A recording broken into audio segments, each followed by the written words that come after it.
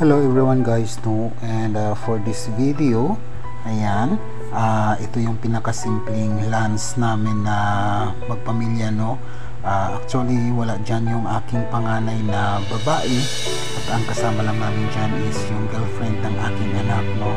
Since na may bisita kami, so nag-place kami ng lugar dito sa aming bahay, no, kasi medyo matagal na rin na hindi namin nagagamit itong area na ito, no. Since na nagba-vlog tayo, so ayan nga, sinet natin yung ating table, no, using our utensils, no. Ayan, so ayan, mukhang social, no, na akala mo hindi ka dumadanas ng kahirapan, no, as you observe in this video guys, no. So ayan, so lilinawin ko lang din, no, na sa lahat ng aking mga viewers, lately ay nabash ako dahil dito sa video na ito, no, since I am facing some problems, no, regarding with the situation of my wife, no. Ayan, so ayan nga, gusto ko lang linawin na sa mga bashers natin na yung mga itinulong ninyong pagpapagamot sa aking may bahay, no, yun na nga ang aking linawin sa video ito, kasi dito nagsisimula ang hindi magandang feedback, no.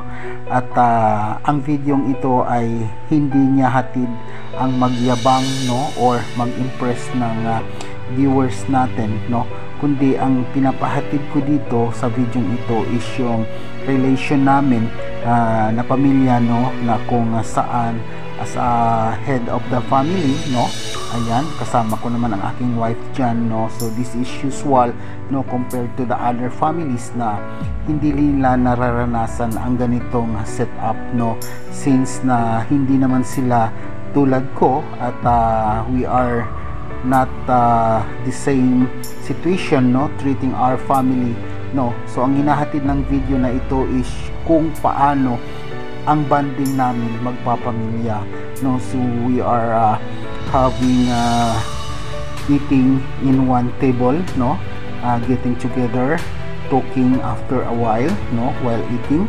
So yan ang hinahatid dyan guys, no, kung paano ikaw magsisimbolize ng iyong family, no, kahit na medyo mahirap ka lang.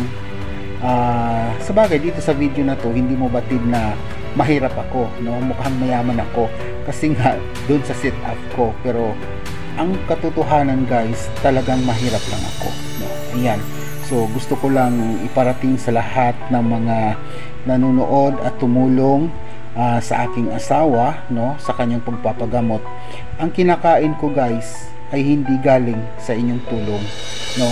Simple lamang siya, bigay ng kapitbahay, murang pakwan na nabibili sa kanto or dinaan lamang dyan sa harapan namin. Simpleng juice, no, na tinimplahan mo ng kunting gatas, ayan, as our yun na nga, para lang naman kami mayroong drinks naman, no. Hindi siya kamahalan guys, no, kayang-kaya siya ng bulsa. Still, pagkain mahirap, yun nga lang, mukhang mayaman dahil sa setup, no. So pasensya na sa mga nagsabi na nakakahiya sa mga tumulong. Wala akong dapat ikakahiya sa inyong lahat. Salamat sa mga tulong ninyo, no. At ayan nga, sa mga nakarelate sa video ito, yung mindset ninyo guys, no, huwag nyong ipairal. Hindi ako nagyayabang, hindi ko pinapakita kung ano ang meron ako, dahil yan ang totoo, no, realidad ko yan. So as a vlogger, as a content creator, this is only a compilation of what is memories I have in the future, no, with my family, no. This is usual as a family bonding na ginagawa namin talaga ng family ko, no. Hindi kayo makakarelate ng ganito guys kasi wala kayo dito, no. Yung kakain ka, uupo kasamang pamilya, nag-uusap, after a while masaya. That is the best memories I have in my life.